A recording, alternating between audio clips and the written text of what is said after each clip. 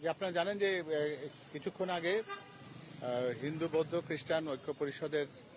একটি প্রতিনিধি দল তারা আপনারা জানেন যে দেশনেত্রী বেগম খালেদা জিয়ার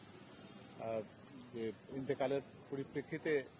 বিএনপির গুলশানস্থ যে কার্যালয়ে যে শোক বই খোলা হয়েছে সেখানে তারা সেই শোক বই তাদের অভিব্যক্তি প্রকাশ করা এবং স্বাক্ষর করতে এসেছিলেন এবং একই সাথে তাদের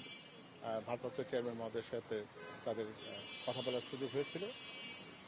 সেখানে হ্যাঁ, আর এর সাথে এর আগেও টেলিভিশন ওনার্স অ্যাসোসিয়েশন যেটা তাদেরও প্রতিনিধিবৃন্দ তারা এসেছিল এবং তারা একই সাথে শোক বইতে তাদের অভিমত এবং তাদের শোক প্রকাশ করেছেন এবং স্বাক্ষর করেছেন। তো এখানে মূলত যে কথাটি আছে, যারা এই ঐক্য পরিষদের পক্ষ থেকে দেশনেত্রী বেগম খালেদা জিয়া যেভাবে বাংলাদেশের জাতীয়তাবাদের প্রতি তার যে একনিষ্ঠ অবস্থান ছিল সেটা যেমন তিনি ব্যক্ত করেছেন এবং এখানে ধর্মীয় সংখ্যালঘু বলতে তারা যেটা বুঝিয়েছেন তাদের প্রতি সুবিচার এবং তাদেরকে সত্যিকার অর্থে বাংলাদেশের নাগরিক হিসেবে যে সম অধিকারের যে প্রত্যাশা ছিল সেটিকে তিনি একেবারে খুবই উচ্চ পর্যায়ে সেটিকে রক্ষা করেছেন এবং তারা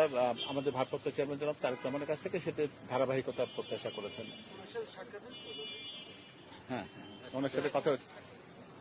ওনার সাথে আনুষ্ঠানিকভাবে কথা হয়েছে তাদের। তো এখানে উনিও তাদেরকে একই কথাই ব্যক্ত করেছেন, তার কারণ উনি বলেন একটা কথা যে উনি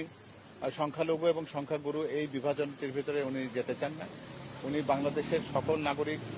সমান অধিকার ভোগ করে এটাই তিনি বিশ্বাস করতে চান এবং সবারই একটা এবং এক অভিন্ন পরিচয়, আমরা সবাই বাংলাদেশি, সবার আগে বাংলাদেশ, এই কথার উপরে তিনি প্রতিষ্ঠিত থাকতে চান এবং আগামী দিনে সবার সম অধিকার নিশ্চিত হবে সেটা তাদেরকে তিনি নিশ্চিত করেছেন। ধন্যবাদ।